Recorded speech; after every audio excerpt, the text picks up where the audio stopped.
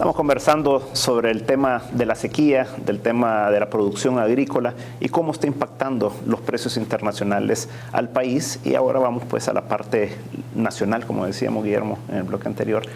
¿Y cómo ves tú la situación del trigo, por un lado, el maíz, por el otro, tanto ambos maíces, ¿verdad? El maíz amarillo como el maíz blanco? ¿Cómo lo estás viendo en los mercados y la distorsión que ha habido en el tema del trigo en el último año también por la entrada de Unimerc de Honduras?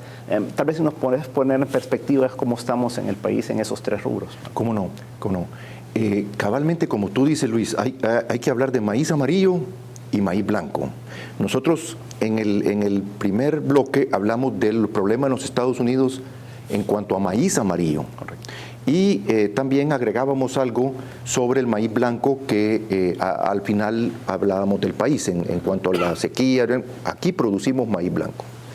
En el trigo nosotros deberíamos de hablar de 5 trigos. Está el trigo duro de invierno, el trigo duro de primavera, el trigo suave de primavera, el trigo blanco y el durum. Y cada uno de estos trigos se ocupa para diferentes cosas.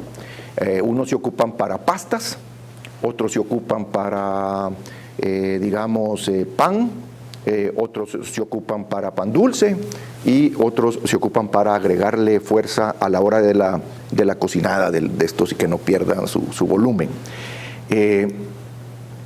Cada uno se siembra en un momento distinto, ves que unos tienen denominación de primavera y otros de invierno. En algunos países en los Estados Unidos se siembran más de unos que otros, pero los más importantes son los primeros 3 que mencionamos, que son los duros de invierno, el duro de primavera y el suave de primavera. Esos son como los volúmenes más grandes. Los otros 2 son volúmenes más pequeños. Ahora, en nuestro país no sembramos trigo, pero en nuestro país, el año pasado, por ejemplo, el quintal de harina,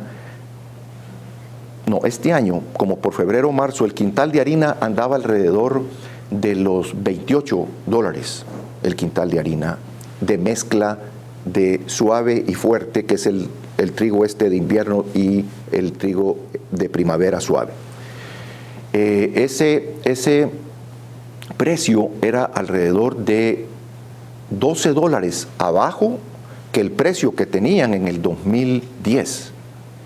Y es porque entró un nuevo participante al mercado, que es este productor de Honduras que vino con harina de trigo al país.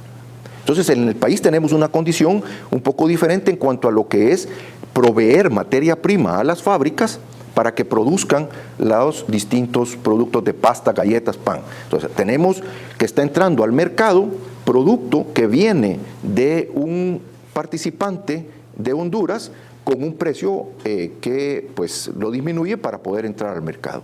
Entonces, los demás participantes disminuyeron sus precios.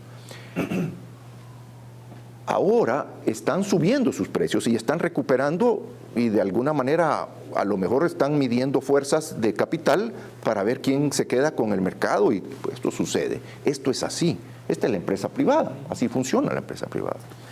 Entonces, habría que hacer siempre análisis cuando los estamos haciendo en toda la cadena para identificar con plena claridad qué está sucediendo en cada uno de sus segmentos.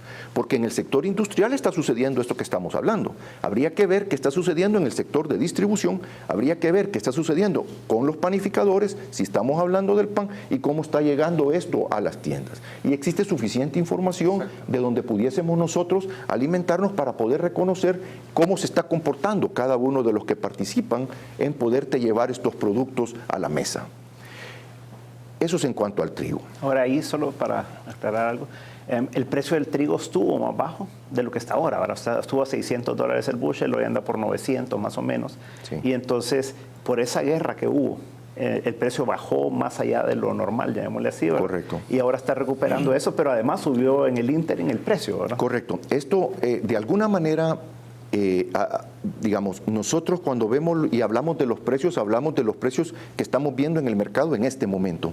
Pero cada una de estas industrias, y sobre todo la industria de la harina y sobre todo la industria de la fábrica de concentrado, ellos no están viendo el precio de este momento, porque sería un poco, digamos, fuera de lugar estar observando los precios de este momento cuando el impacto en sus costos es del 60%.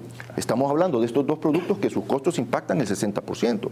Entonces, ¿qué es lo que estás haciendo? Siempre estás viendo el mercado hacia adelante y por lo tanto estás comprando los futuros de acuerdo a como tú consideras que debes de tener tus posiciones de futuros, y allí pueden entrar todo el tipo de herramienta financiera que uno pueda necesitar para poder hacer estas operaciones de cobertura. Ahí podemos hablar de puts, call, todo lo que quiera el mercado financiero, que de alguna manera nace en su complejidad de estas transacciones que comienzan en 1800 y la feria en Chicago. Ustedes lo han de saber muy bien. Entonces, las posiciones que tengan es bien importante. Las posiciones que tengan sobre los futuros, porque nosotros mirábamos y hablábamos, digamos, el día de ayer sobre el impacto que ha tenido el bushel en los Estados Unidos de maíz amarillo, y que de 5.40 pasado a 7.89, 8, y a veces baja a 7.53. A 8.15. A 8.15. Los contratos de ahorita, pero los contratos de diciembre ya ves que tienen una tendencia hacia la baja.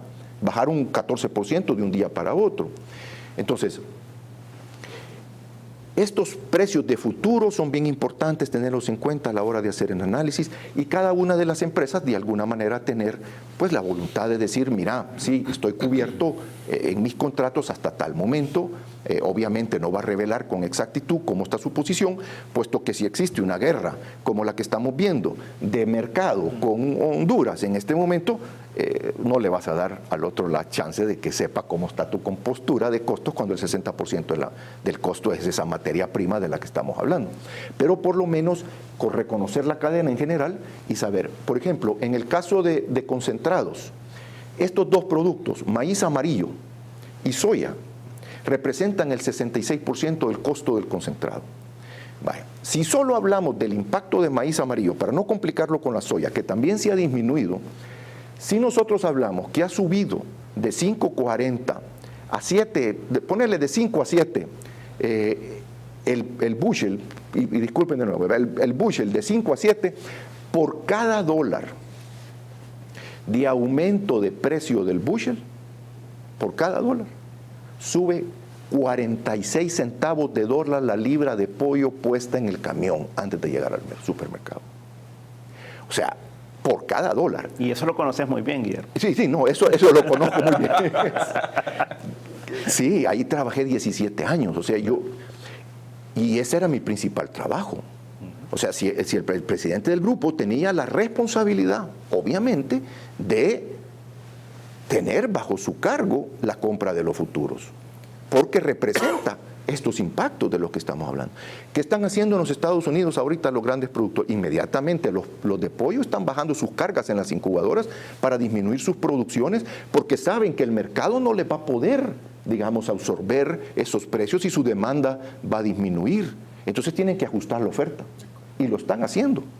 Y por eso la hoja de balance del maíz en los Estados Unidos está siendo tocada y siendo disminuida por la utilización de estos participantes.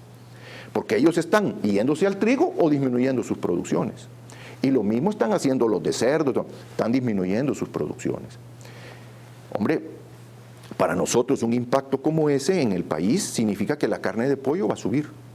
Ahora, en el mundo, el alimento que ahora tenemos, la forma en cómo están diseñadas las dietas, tienen una tremenda concentración en soya y maíz, en harina de soya y en maíz amarillo. Entonces, ahí es donde por eso te digo, a la fotografía de este día, la situación uno dice, bueno, hay que analizarla a la fotografía de este día. Pero si la queremos analizar con una proyección optimista, es distinto a que si la queremos analizar con una proyección pesimista. Si le queremos meter pesimismo aquí, nos vamos a asustar. Y ahora, ¿qué tanto pesimismo y qué tanto optimismo? Eso es lo que tenemos que tener como balance y estar muy, muy, muy claros y muy informados sobre por dónde pudiera andar, para no pasarle a la población una factura de pánico. Entonces, ahí es donde tenemos que de alguna manera tener cuidado, Luis. Yo creo que lo que tú mencionas es importante porque en estos mercados existe suficiente información.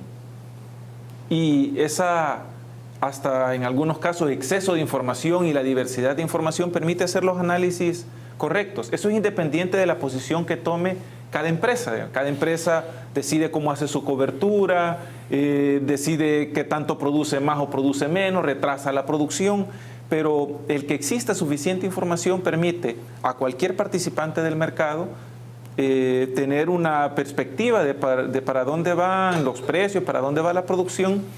Y creo que como parte de la política pública también es importante darle seguimiento a esos valores, a esa producción, porque eso puede determinar si en algún momento está habiendo especulación, que como tú decías, la factura la paga al final el consumidor final, o simplemente es nada más resultado de lo que está aconteciendo en el mercado y de inversionistas y de empresarios que ante la falta de claridad de cómo va a estar el futuro toman decisiones y guardan la mayor cobertura posible.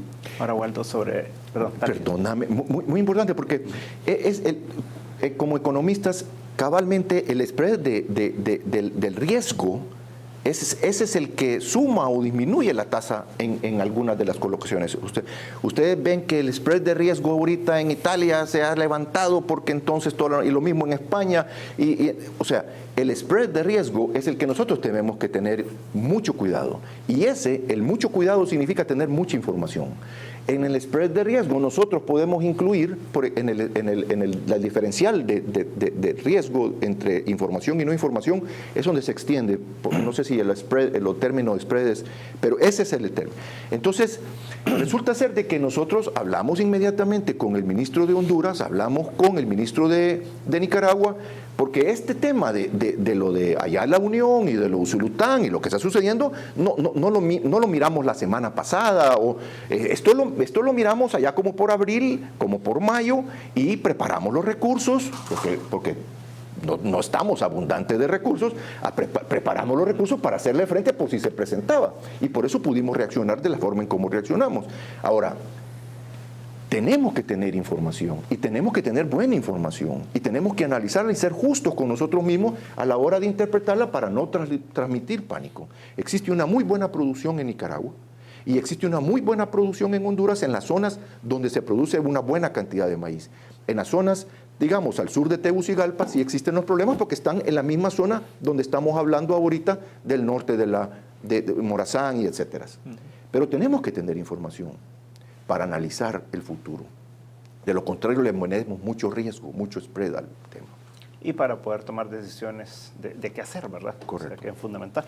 A la vuelta, volvemos con el tema del Salvador, entonces, viendo cómo está la situación de Honduras, Nicaragua, que son graneros importantes de nosotros. Entonces, ¿cómo podemos ahí compatibilizar todo esto?